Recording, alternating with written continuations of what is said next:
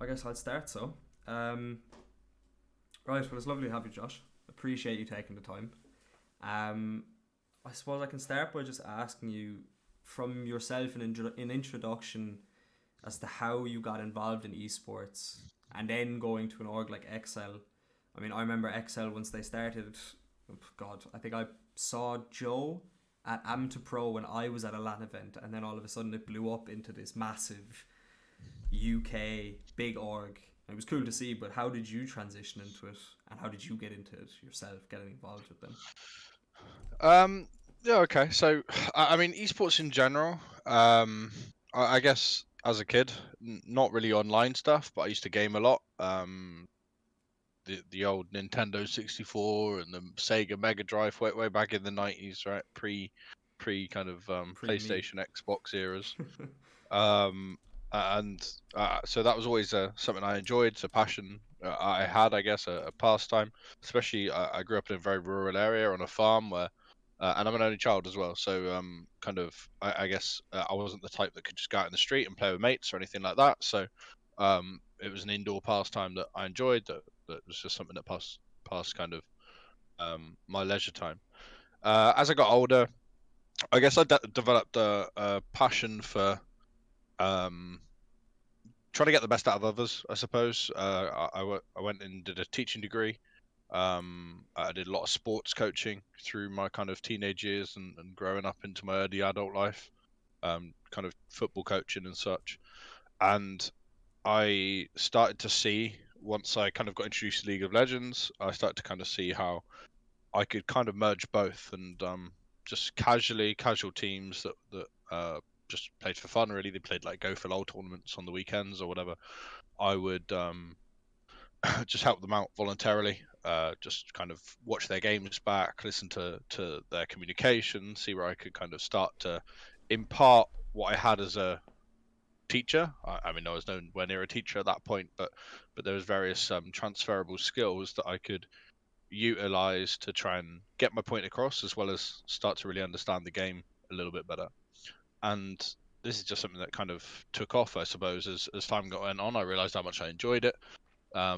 They both made sense to me. I began to prefer the competitive side of gaming more so than just the casual side of gaming. So it only made sense that it was something I just kind of began to pursue. Back then, we're talking kind of, I guess, like pre 2015 or something Yeah. in UK League of Legends. Really, there was no wages or full time jobs within League of Legends. You were playing the local tournaments. I mean, like the Insomnia Gaming festivals, or back then Epic Land, I think even had League of Legends. Yeah. And you could effectively win a cut of prize money. Normally, an organization would try, if they were able to help like fund for tickets for these land tournaments or whatever, and teams would kind of the org would provide a jersey, perhaps part fund the tickets or whatever, and teams would take it the prize pool plus the org would take a little cut themselves, and effectively that's kind of what went around within League of Legends in the UK. Obviously, this grew and grew and grew. XL was one of those teams that I became involved in right from the kind of early years, I guess. That some of their, I mean, completely unpaid rosters, um, right back in, I'll say 2015. I reckon it's probably 2015, when I was first working with XL. And a big part of that was the guys that I was just helping voluntarily. The players, I think, were approached by XL or approached XL, one or the other, about having it be in the XL League of Legends team because they didn't have a League of Legends team at that point. And I was working alongside these guys, and really just helping them develop. And like I said, it was completely voluntary. Group of five mates really, and then myself, just giving pointers on how the team could develop. Um, I then went away in 2017. But effectively, I was kind of headhunted by, um, well, what's now is G2, their sister team, their sister uh, a team, which was their kind of their academy team in Spain, which was G2 Vodafone at the time. They had hunted me for an interview. They got given my name by someone else as a recommendation. I had an interview with them, and this was January 2017. I flew out to Spain to coach. League of Legends in Madrid on my first kind of full-time paid contract, I guess. So really, that was my kind of shift from something I enjoyed, something I had fun with, to this is actually a job. It kind of fell into place because I'd just finished university kind of 4 or 5 months previous. I was at a crossroads where, do I go down a more traditional, use my degree, go into a teaching environment route, or do I continue doing this for not very much money and hope something comes of it? Obviously, an opportunity arose. I guess it wouldn't have arose if I didn't create a bit of a name for myself, I guess, in the UK, with people be able to give me those recommendations like they did. So I went out to Spain. I coached in Spain for a year, which was 2017 League of Legends in Spain was more advanced than 2022 League of Legends is in the UK. Like they're that far ahead in the sense of I don't necessarily mean the play or the players or anything I like just that, mean because the way the they quality ran of it. players we've had here, but the way the league was, right, the way it was structured, the rules they had in place, the fan bases that the teams had created, the organizational structure, the kind of every single team had their own offline environment pretty much. I think 9 out of 10 teams in the league had a gaming house / office space. So that really, really advanced, and that really opened my eyes to actually, like, okay, maybe not in the UK, maybe this not really possible in the UK at the moment, but there is a kind of a real ecosystem of teams that can actually provide this kind of level of infrastructure and this kind of level of support for what I was previously classed as a hobby, effectively. And it wasn't just you've got to get to the EU LCS as it was at that time, or the very top 10 teams in Europe. There's a tier under that where you can really hone your craft and become, but kind of become a top coach or a player or whatever it was that's affiliated to a team at the time. So yeah, I spent the year in Spain. I kind of left XL in pretty good hands. They had an American coach at that point called Daruk. XL went on to it was kind of the roster that I'd worked with before, and variations of, and I'd worked with them kind of prior a little bit to going out to Spain and got to know those players very well. They then went on to come top 2 in the UK league at that point, which was, I think, the ESL Premiership. But with their coach being American, he couldn't come he couldn't come to the UK to actually compete with them at the only LAN event in the ESL Premiership, which was the final, where the top 2 teams go on and compete against each other to win the the UK Championship, basically. So it just as well kind of coincided that my contract with G2 Vodafone, the year-long contract I had, finished about a month prior to this, and it was already pretty clear that they were going to be top 2. So I came back to the UK, started helping XL again a bit, and effectively took the reins of that XL roster into their first ever finals, which we ultimately came back from a 2-0 down to reverse sweep and win 3-2 against Singularity, and that was XL's kind of first ever real trophy in League of Legends. So with as far as XL goes and League of Legends goes, I've kind of been there, I guess, since pretty much the very start, with slight intermissions where I went off and became a better coach. But yeah, I worked with them all the way from there right up to the point in which I wrote the performance side of the LEC application for them to get into the LEC, which was a very intense process, and then went on to actually coach them in their first ever LEC split when we everyone at XL didn't think XL would make the LEC. A kind of small UK org that, like I said, when they started, couldn't even really fund our LAN tickets, to an Insomnia for 100 quid or whatever the ticket cost is, let alone find an investor that would input something like a 10 million entrance fee to the franchise of the LEC, and then another 20 million running costs over the next kind of 3 or 4 years. Be able to front that all within, I think the application process started in kind of April, May of 2018. and we found out that XL was in the LEC in November 2018, or maybe late November 2018. So you're talking kind of 5 or 6 months. Yeah. You've got to turn what you had into 30 million. what Riot requires. Yeah. So obviously that was a huge amount of work from lots of different people, all of which were ambitious, but truly never believed that that would happen. And I guess I was lucky to be the person that was leading the performance side of XL within League of Legends at that point. So yeah. Yeah, no, it's cool. I remember as I said, I remember when I first met Joe at this Am to Pro, and they had Yeah. these really old black polo shirts with the really old XL logo, and they were Yeah, handing look out like two these kind of bananas or something. yeah, they were handing out these like zip buddy zip things. I think I still have one somewhere. It was like his dad's company or something, and it was just like I remember watching it and I was like, wow, like so far it's just gone That so was much. XL's premier sponsor. Yeah, They'll have I'm sure. zip buddy. Yeah, I It's think the it was their best. dad's company that made XL logo ones. Yeah, Yeah, it and was really good they though. handed them out at LANs and stuff. I mean, yeah, that they're very much a true um kind of people don't get it once they actually see the end product of where XL has got to now. Yeah, They forget that this was exactly the same XL. I mean, obviously it changes, right? yeah, Obviously lots of things are in place, but this was an idea, an ambition that literally started from no more than any random Joe blogs in anywhere saying, look, I'm going to yeah, start an esports organization. It literally just came from an idea. yeah, There was not anything given to them.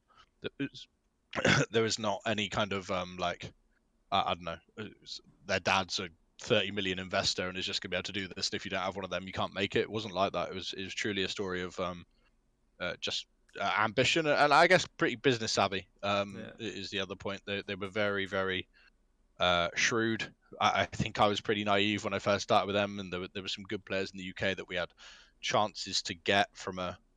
They would like to join us because based on the roster and such, but they wanted certain salaries, and the salaries weren't even really available in the UK at that point, and they had options to go in different countries. And I'm like, can't we just front a little bit of money to get them and stuff like that? And they were like, no, it's outside of the budget, we can't do it. And they would sacrifice winning, I guess, at points yeah, to ensure that the business grew, yeah, which lots of teams have not done. There's been lots of cowboys in the industry that have effectively gone out, blown whatever their load is in the first split or two to try and impress, and ultimately realize that they don't actually achieve any profit and have then disappeared off the face of the earth yeah. for the remainder. So No, it's true. I suppose then the next one would be because like starting off and it kind of sounds like you had an idea set on what you wanted to do. You were in a position where you were in the LCS LEC, sorry. How did you transition then from that position to becoming a player agent in a sense? okay, yeah. Because So it is a bit, it's not like it's a huge transition, but it is very different to what you were doing. And then like the transition to that, because you were the way that you kind of explained it, you were set on it because you thought about it for so long, it was a hobby, and then you kind of just, okay, now I'm doing this, which is like different. yeah, so I think that there were several things really that kind of prompted that decision, and uh, so I think that again, someone for people that don't necessarily or haven't had any experience working in kind of close quarters esports, close to the teams, close to that side of things, and again, a lot of the reasons why we see a lot of pro players and such not that they last an amount of time, but they retire much well. I mean, earlier than any other industry, even earlier than kind of traditional sports players, which obviously have a lot more physical fatigue on their bodies and lots of, I guess, more physical injuries and such. Um, is mainly because the lifestyle doesn't really lend itself to something that you can do particularly long term. So, and I don't just mean sat at the PC kind of as a sedentary lifestyle, because at the top end and even filtering down, that's changed a lot, and that's not quite like that anymore. We used to do a lot of physical work and have sports psychologists, as well as be in the gym a lot and actually do a lot of working out. So we had a quite a physical lifestyle, but the actual short-term nature of contracts was one, which again is something now that's slowly starting to increase. We're seeing top players sign for 3-4 years or whatever. There is a lifestyle where you were expected to kind of live with the team. You couldn't have your own kind of social life or family life a lot of the time. So you had to move away from wherever you were based to a different country, perhaps. I mean, during my tenure as a coach, not only for Excel but for different people, I lived in Spain for a year, Istanbul for 3 or 4 months, Berlin for best part of a year, London for best part of a year, Reading for best. So I never was able to kind of settle in one place, one solid location where I could build up relationships. I had a girlfriend during a lot of that time, which it became very, very difficult to actually kind of maintain any kind of relationship like that with such the long distance nature. The unsociable hours, it's not even just long distance, but actually your hours are very, very different to the majority of the working world, because as a coach or a player on a team, you're normally working, I guess as a coach, you're working before the players kind of start, so 10 or 11 o'clock in the morning, and then kind of almost right through till fairly late at night, 10 or 11 o'clock at night. By the time you do kind of a lot of the coaching prep, a lot of the scheduling for the team, and then actually partake in the team's practice and such. So the times where they would be free, you wouldn't often be free, as well as just not really being able to see family too much, been away constantly, and also not only that, but it was actually just chasing a lot of contracts. Your contract, very, I guess, again, it's this is starting to change, and with people like myself as an agent now, I try and change this about my clients' current lifestyle. But a lot of players would be and coaches would be chasing the next contract, right? So you would have your contract end date in, I don't know, November, and there wouldn't be a huge amount of fight by the teams to kind of renew your contract early or put a new contract on the table. They would literally run it down right until the end of your contract, and your contract ends, and now you're a free agent, and you effectively don't know where next month's salary is going to come from. And obviously, if you've been on a great salary, then great. If you hadn't, which most of the career actually wasn't on very good salary at all until I made to the LEC, I'd have earned more money in a traditional retail store or a kind of fast food chain or something than most of my coaching career. It was only right at the end when I kind of got into the LEC, I guess, where the actual salary became something really meaningful. A lot of the time was just spent doing it out of passion and enjoyment, which I mean, I value more than the salary, but there does come a point as you get older where there's bills to pay, there's things to fund, right? I think a combination of kind of all these things led me to want something a bit more stable, something that I could see myself in for a longer term, something that I could make a difference to some of the perhaps problems that I'd faced in my coaching career to others. So I'd always been someone that throughout teaching, coaching, working in esports, I'd always been someone that's like, how can I benefit the people I work with effectively?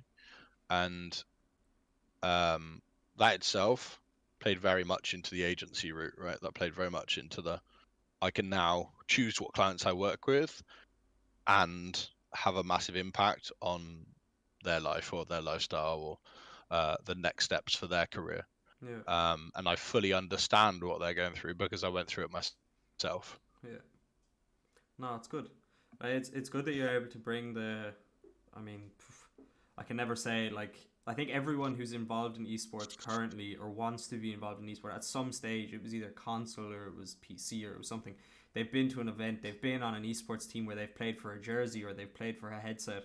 You know, there's so many Sure. people. I mean, I wish that I had, if I was going to go down that route. I mean, I was never good enough. At least I can say that I was never good enough. But if I was going to go down that route, it would have been great to have the infrastructure that's there now for agents. Because I mean, I'm not that old. I'm only 23. But when I was playing CS when I was 16, 17, there was no agents, there was no any of this. We played for Yeah. headsets, we played for a jersey. We were happy if we got a jersey. I mean, I think I have like 4 of the jerseys still. None of them fit, but that's what everyone was No, happy for. exactly. Yeah. And that was Yeah. the Exactly. pinnacle. That was genuinely the pinnacle. Getting a jersey in the post was like the coolest thing because you could show it to your parents. And you were like, look, this is real. This isn't just me wasting my time. This is a real thing. So it's good that you Yeah. have the experience to kind of give to young guys. I mean, someone who's 16, I suppose that can be that's a good way to go into the next question really. is when you're recruiting talent, young talent, or even people who are a bit older, but I kind of assume it's predominantly young talent that you're trying to scout out. Mm. What is the process similar to, you know, is it very statistical? Is it very based on charts? I mean, the way I can ask it is, I'm sure you've seen the video of how LS explained how they recruited the academy roster with the whole Mm. database sheets. Is it similar to what you would do if you're trying to recruit young talent into your agency, or is it very, very different? Um, for me personally, uh, partially data and statistics, Mm-hmm. um, partially professional opinion, based on just kind of my experiences over the years. I think a big part of why I was kind of offered the agency job in the first place is because my opinion was valued, and I'd obviously, as a coach, a bit like the LS stuff, had spent a lot of time recruiting players that I wanted to play for me. So I was looking for playing skill effectively, as well as personalities that would mesh together to kind of build a team.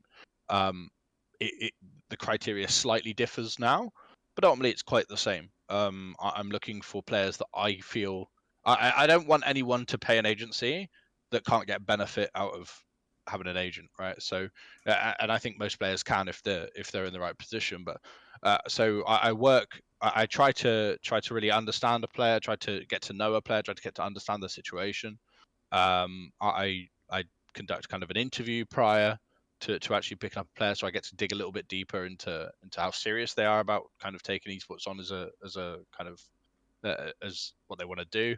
I guess the kind of best example of something like this, and again go back to your thing about the young players, is I've got what was one of the youngest junglers in the UK, No name, yeah. in No Name, Yeah. who was, I mean, started playing, I guess, competitively at a UKL level or something like, or what was maybe UKLC when he first started, at like 15, 16.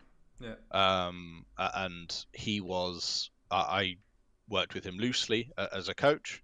I could see clear and obvious talent that wasn't to be questioned at all.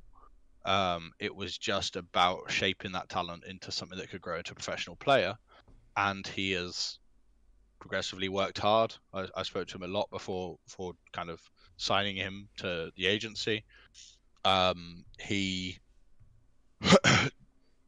was still 17 when he was at college, and he kind of finished college, and he was at a bit of a crossroads of like his parents kind of wanted him to work, Mm-hmm. or to start bringing money in, because in esports he hadn't really been on any teams where I mean, if he was getting paid a salary, it was like it was next to nothing, like maybe Yeah. 200 quid a month or 100 quid a month or something, which relative to when I was coaching initially obviously is a lot, but it's not enough to sustain a lifestyle as an 18-year-old, 200 quid a month or whatever. So I decided that okay, he's going to finish his education coming up soon. I'm going to talk to him. Let's see if he actually wants to make a go of this.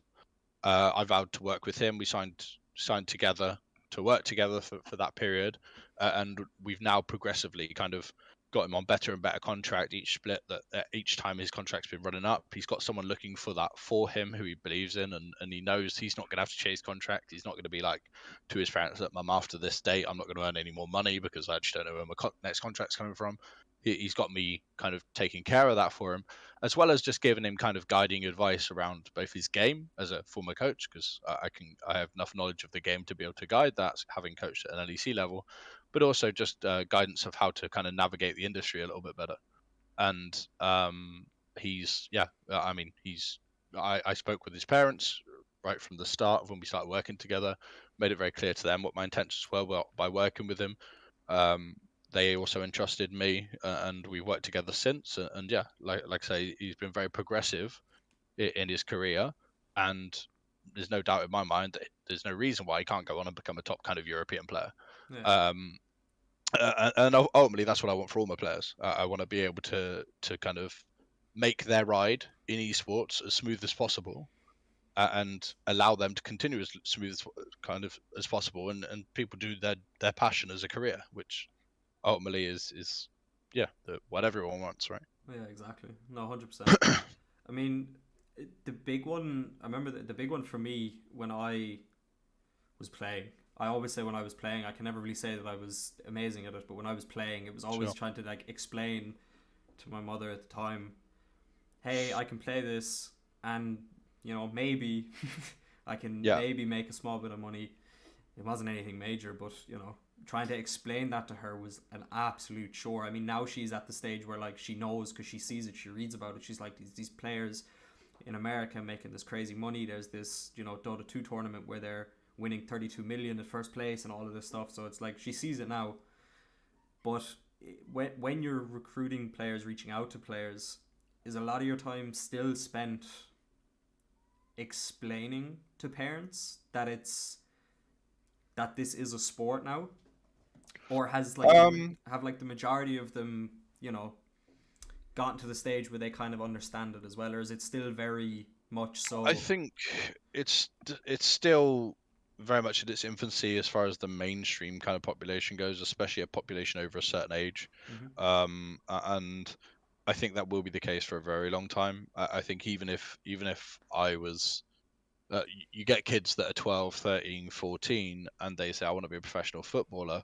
And their parents still say, well, you're probably not going to be a professional footballer, are you? Even if that kid's really, really good Yeah, and very, very talented, because he hasn't got a professional contract on the table as of yet. 1 in 1 million makes a professional footballer or whatever it is. And the likelihood of that you achieving that is parents want to believe in their kids, but they also don't want their kids to chuck all their coins in one basket, so to speak, and end up actually not achieving what they want to, and then end up with nothing. yeah, Which I understand fully, um, but I think to understand, part of my job when I do explain to parents is to try and provide a very transparent and realistic view of how likely this person is to be able to make a career out of what they do. yeah, And in honesty, if we've got to the point where I'm talking to someone's parents, the likely I truly believe that they can make a good career out of what they do, and as a result, we've already made that. We've gone beyond that kind of stumbling block of someone just doing it for fun in their bedroom without yeah, earning any money. But I guess there is the thing of I don't talk to all the parents. Really, I only I mean legally I have to talk to a client's parents if that client is under 18. If he's over 18, it's the client's choice as to yeah, whether I talk to his parents or not, or any of that nature. Um, but there's nothing more rewarding for me than in what I do right now than be able to take a 16, 17-year old and take him from that kind of transition of he's playing in his local league for a bit of fun and maybe a couple €100 or whatever it may be to this guy lives in a gaming house now with a team that's really, really onto something, you know. yeah, And for instance, this last transfer window just before kind of Christmas, I did that with a Slovakian player called Kio, who played in the Czech Republic League. He told me he'd earned maybe €150, maybe €200 in esports since he'd been playing. He'd been playing since he was a kid. He probably earned that in his time. He really impressed me. I did a lot of scouting to follow this guy because generally I don't really follow like the Czech League or the Balkan League very much. I studied a lot of his games. He impressed me on a skill level. I spoke to him. He really wanted to go far. He was very hungry. I got him some trials with various different teams across Europe. He impressed very much in the Solari trials in France, and was picked up by Solari for. I mean, he in 1 month in Solari, he probably 20 times his earnings for in esports, yeah, and we've got a 2-year contract for him. So that like it's putting real positions of now you can build something yeah, into these kind of young kids' laps, which makes it the job very, very rewarding for me. yeah. No, it's good. It's, I mean, always to hear stories like that are cool, especially when someone is humble enough when they come to you and talk to you. I suppose being transparent with your agent, number one, is definitely important. But when they come and say to you, hey, I made about this much, but I really want to do it, and you can tell yourself, and then to hear something like that they've gone on to do it, Mm. is, it's always good to hear that. Especially for esports, Yeah, because it's still, I think that's one thing that people forget as well a lot, is that, I mean, I've always considered it a sport because, that's one thing that people are always going to argue on, just because it's not a physical thing where you're running at people in rugby or you're kicking a ball in soccer or whatever it is. Doesn't Yeah. mean that it's not physically, mentally tasking. Because I mean, you're sitting in front of a screen for what?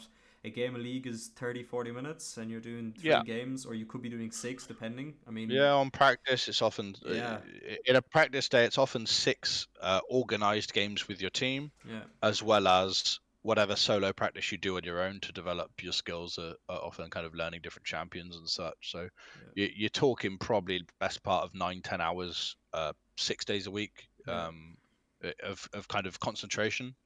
Obviously, that there's different skills to that. I think the kind of the reaction time, the mental awareness, the mental fortitude, the being able to do that while all clearly communicating with the rest of your teammates and such is a very taxing task.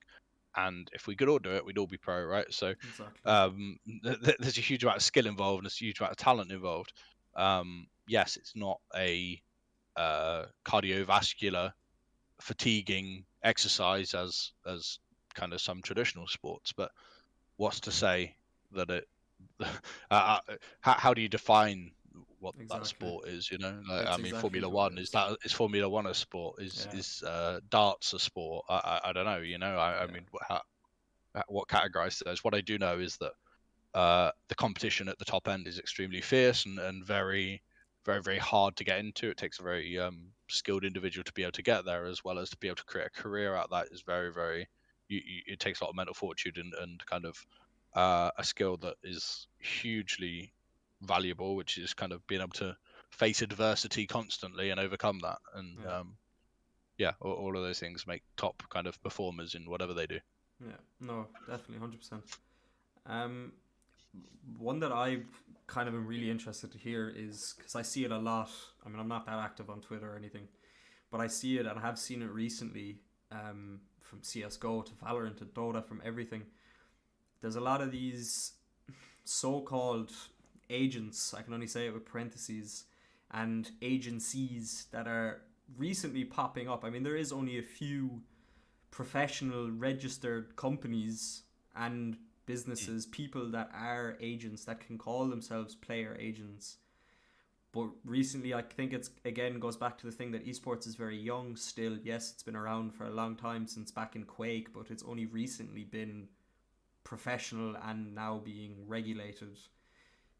Do you see it being an issue for younger people who are putting their trust into other people who aren't, yeah, these pop up agencies in a sense, where they're just kind of, the only way I can say it is that they're prying on talent, or they're prying on younger people, who are playing Yeah. in Division 3 German League, Division 3 France, Spain, you know. And Hmm. it's sad, but it must be. It's for sure an issue. I think, in my experience in esports in general, it's not just agents, it's managers, organizations, coaches. The only ones who are kind of less so pop up, so to speak, have been players because it's obvious when you're not a good player, right? Yeah, If you can't really be a pop up player because there's a certain level of skill involved, whereas you can kind of uh, plagiarize a little bit your way through a lot of the other roles to a certain degree until you're found out and your reputation gets kind of put into disrepute or whatever. Um, I've worked for organizations under certain kind of CEOs that have made promises that this is how much we can pay you, this is what we're going to do, these are our plans, blah blah blah. When ultimately they knew from the start that didn't exist and that wasn't a real thing, and you've effectively been lied to. But until that happens, it's very very hard to know that. I mean, you can try and judge that person's character over a Discord call or such, but it's not like you've known this person in person and you can literally knock on his front door quite as easily as that yeah, within esports. So yeah, I've been lied to for sure, and I've been out of pocket for certain things that, or certain work that I've done or whatever. I've worked with people that are just completely incompetent that have claimed to be a certain level of or standard of their ability, but ultimately aren't. I mean, my coaching background was very much. I went through my football coaching badges. I did a teaching degree. I learned a lot about how to transfer knowledge and how to kind of teach people what I knew. and then there's lots of coaches that's like, I just used to be a player and I'm not a very good player anymore, so I'm just going to be a coach now, and it doesn't quite work like that. Of course, there are skills learned as a player that can be transferred, and lots of people have natural skills of kind of teaching or coaching ability. Yeah. But equally, there's more to it than just you're a good player, so now you're a good coach. It doesn't quite work the same. No. But kind of going back to the original point, and very, very similar, these pop-up agencies, I think anything you do requires quite a bit of vetting. I think we can all be quite naive to chase the best deal and such, and I don't know, maybe some pop-up agent comes along and says to a player, look, some of these other agents take 8 to 10% of your wages. I'm going to only take 5% of your wages. That's definitely better. No matter what these other agencies say, maybe they're not worth double your commission or whatever it is that they actually kind of put forward, and that they work for that player. But ultimately, they have no idea what they're doing. And kind of in life, you pay for what you get, right? And there are certain registered agencies that absolutely have the player's best interests at heart. The issue is when reputation tars everything with the same brush, right? You get a pop agent that scams a player, and all of a sudden, agents are bad for esports, or agents are bad for players, or whatever it may be, and that's what I'd want to avoid. And I'm in my company, or the company that I work for, ICM Stellar, has been a 30-year-long company now. Yeah. Kind of executing its craft at the very, very top end of kind of almost the gold standard of agencies across various different sports, right? They work in football, rugby, golf, athletics. ICM side of things represent actors, actresses all over the world, right to the very top, the likes of kind of Samuel L. Jackson and within football, Gareth Bale and Jack Grealish. This huge amount of top athletes that are earning hundreds of millions or multiple millions of kind of their own currency, euros, pounds, whatever, that ICM Stellar does great work for. Esports is a tiny little kind of string to their bow, so to speak, at present. But they see and value the potential for growth within esports and what we can do in esports, and have given me very much the reign to kind of lead the League of Legends side of things as I see fit, based on my experience and my knowledge, and entrust in me a lot with that. Yeah. And it's an agency that has huge infrastructure that can very, very, I know for certain can help Yeah. the players that we work with.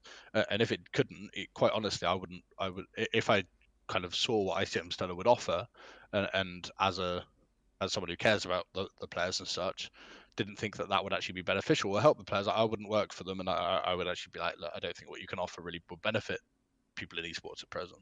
And if that was the case, yeah, I wouldn't work it. But I know that both the players and clients that I work with, as well as that combined with ICM Stellar's backing, has huge potential to really support players who make a career out of being the best at what they do. Yeah. So yeah, I mean, it's definitely harmful.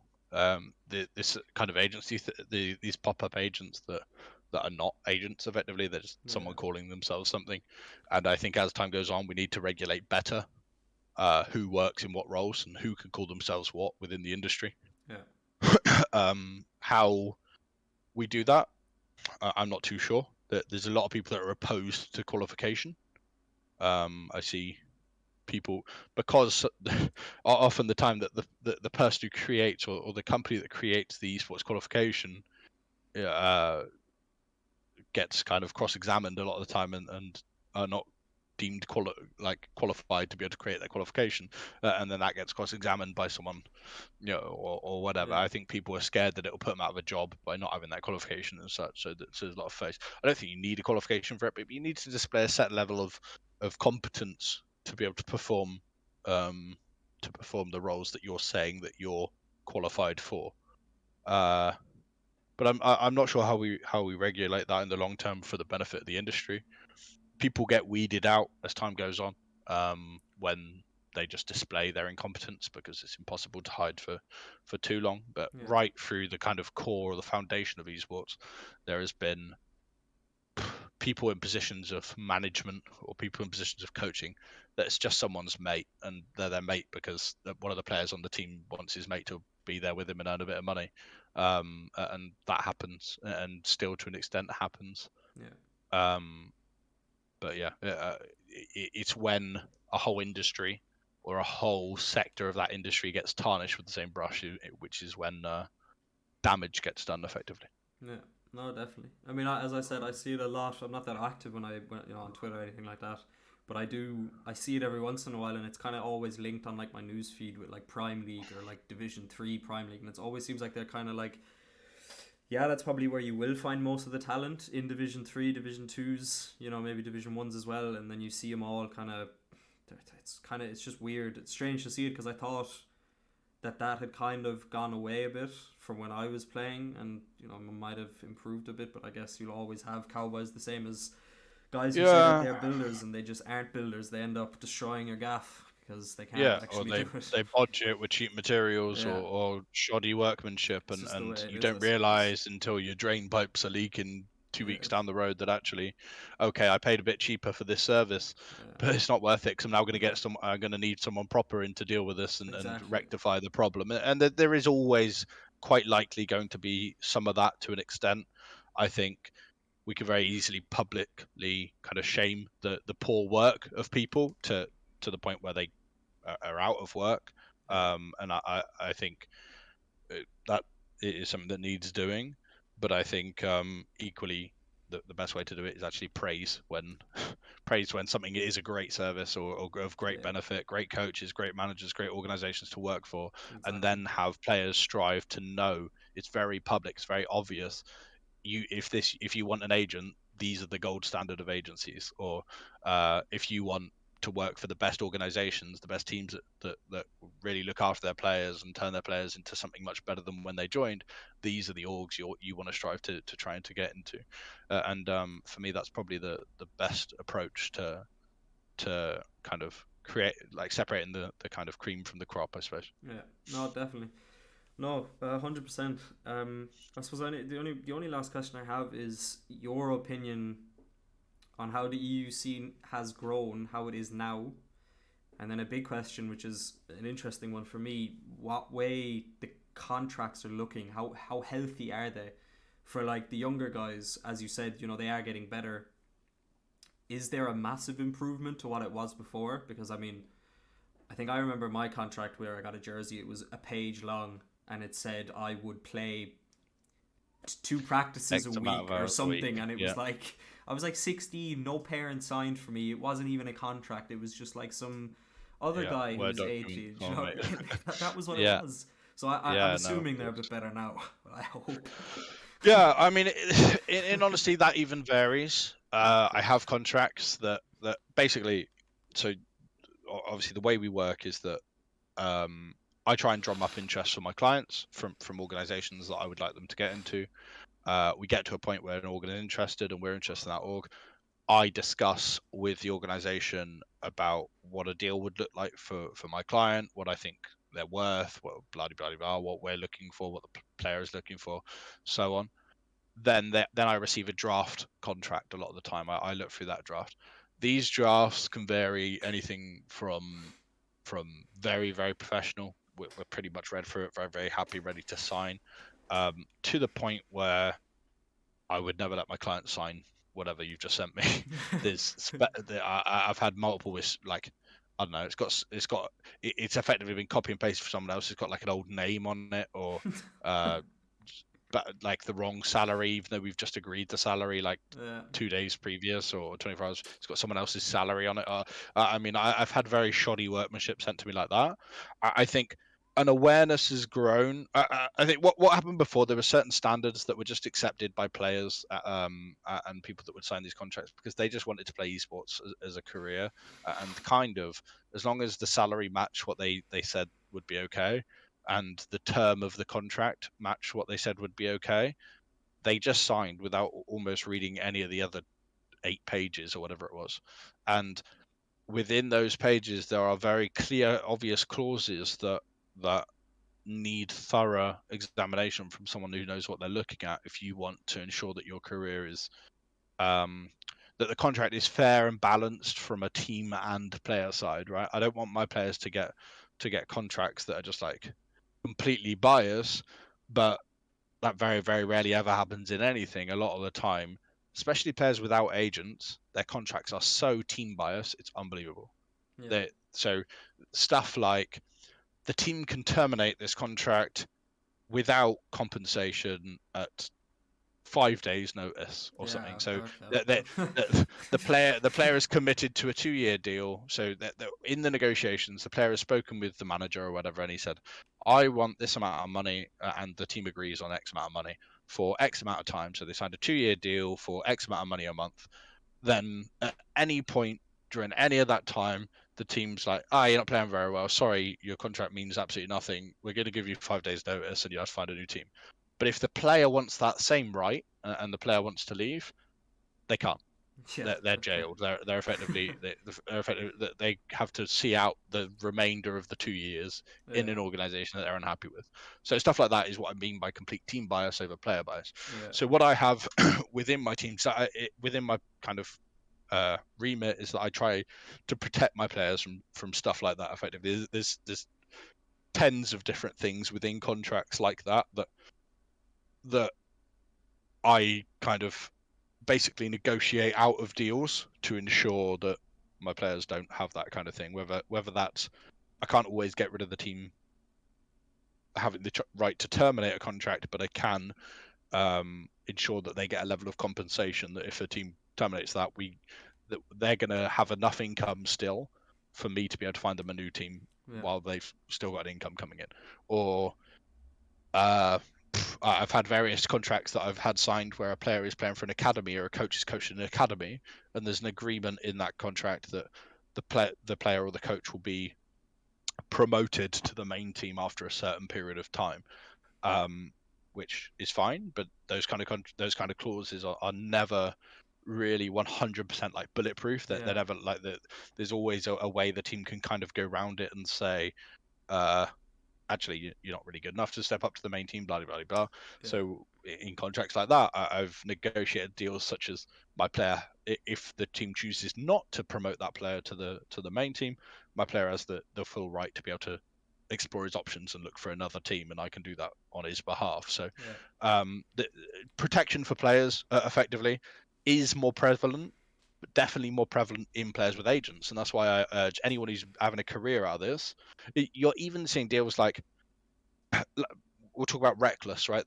One of the most famous League of Legends players in European history, the player with the second most LCS appearances ever, found himself after 1 year at G2, the most successful League of Legends organization in Europe in the last probably 7 or 8 years. Mm-hmm. Um, Found himself within 1 year, after 1 year into a 3-year deal, in a position where he was no longer wanted and had very little say in what happened next in his career.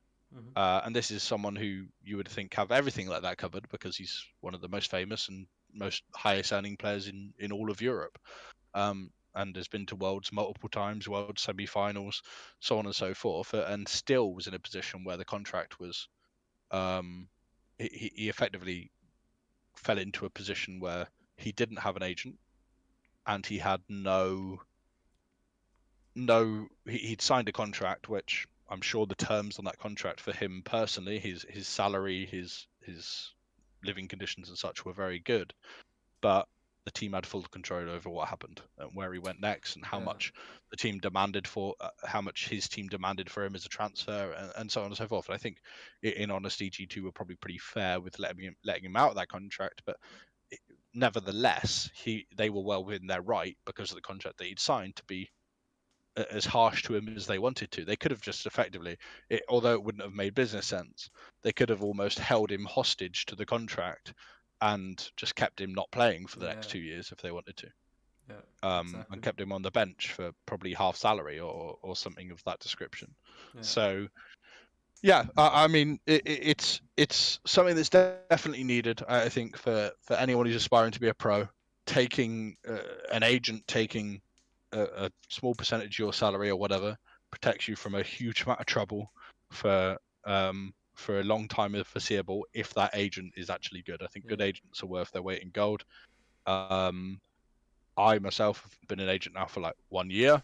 I've definitely got a huge amount to learn. I'm trying to learn off agents that have been in ICM Stellar for the last kind of 20, 30 years very quickly and take on how they represent their clients and such. And but what I do know is that the number one thing is that you have to have the player's best interest at heart, not your own bank balance. And ultimately, that's if your intentions come from there, it makes the decisions that you make much easier. Yeah, no, definitely.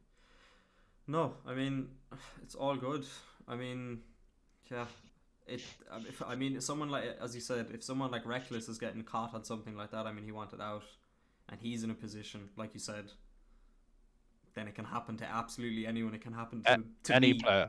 To me, Yeah. I mean, as I said, not like I'm good enough, but it can happen to someone like me, someone like Perk, someone like anyone like that, Caps. Anybody. You know, so yeah, I mean, if you are aspiring to be a pro, I suppose like any sport, football, rugby, golf, racing, horse racing, Formula One, does make sense. Makes sense to have an agent, and definitely not a Yeah, pop-up. and that's why you see them all have agents, right? Yeah, That's why you see all exactly. top footballers have agents, because ultimately their knowledge base is not in contracts, their knowledge base is not in business, their knowledge base is in their skill Yeah, and in their craft that they're honing all the time, and they don't have enough time to be thinking about, oh, how do I get better at understanding contract law, or what am I right to like they also don't want to think about that stuff. So take on a good agency from a very kind of early days of your career, once you actually really decide that you want to make a career out of this.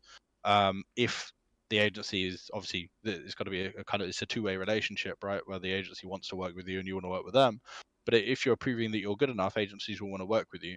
Don't feel like you're being hard done by kind of effectively paying someone to cover that for you, because ultimately it will save you in the long run. yeah, One, players with agents earn more money because agents are better at negotiating contracts and salaries than players are themselves.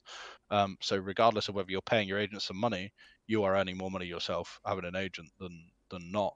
And also your contract is so much more, should be, if the agent has done his job properly, so much more balanced than yeah, biased. yeah. No, definitely. Well, I appreciate it. It's definitely something. I mean, even as I said, for me, listening to it, because being in that position younger, where I'm looking at a Word document contract where you can get a jersey from us and you have to play like 20 hours a week or something, it's just ridiculous like that. Yeah. And the thing that it's funny, but now, but like it was Yes. that was literally what it was. It was literally sign here, date, Yeah. a logo of the team, some random stuff that they copied from like law.com or something, and that was it. Yeah. That was all it Yeah. was. Completely And agree. it probably I get still it does myself. happen. It probably still does happen. Uh, and I mean, the point about then is like, I mean, I was the same. I had some kind of verbal agreements sometimes with teams, like, you're going to coach this team this many hours and Yeah, we might get you a land ticket at the end of it or something for yeah, 70 quid. And I'm like, yeah, sign me up, yeah. you know, sign me Exactly, up. I'm going to sign. exactly. Yeah, I'm exactly. well keen for this. I want to go to this land in Uh, 8 months' time after yeah, working every single week and losing all my leisure time to helping you for free. yeah. Sign me up. That's the way it is. And yeah, I mean, thankfully, I put myself into a position where I got noticed to a point where I did make a career out of this. Well, Yeah, I mean, I'm only 28, right? I'm 28, but I've been doing this now for best part of 8 years or something in esports, I guess, and probably 5 or 6 professional where I've actually been paid a full-time contract. Um, but yeah, I mean, it's mad how times have changed and things have grown, and how yeah, your certain level of acceptance changes over the time. But as this becomes a more professional industry, it's really important that it's not just wait until everything turns out right, but actually we forcefully kind of make things better sooner. yeah. No, definitely. Well, no, I appreciate it. It was enjoyable. I could probably sit here and talk to you for another hour about all the crazy stuff that I've signed and all the random stuff that I've heard from other people, what they've signed and been promised, and all the For sure. stories. The stories could go on and on. But no, I appreciate it, and I won't keep you any longer. Thank you very much, and I'm sure we'll probably chat again at some point. Anyway, definitely. Yeah. Thank you for having me. Appreciate it, man.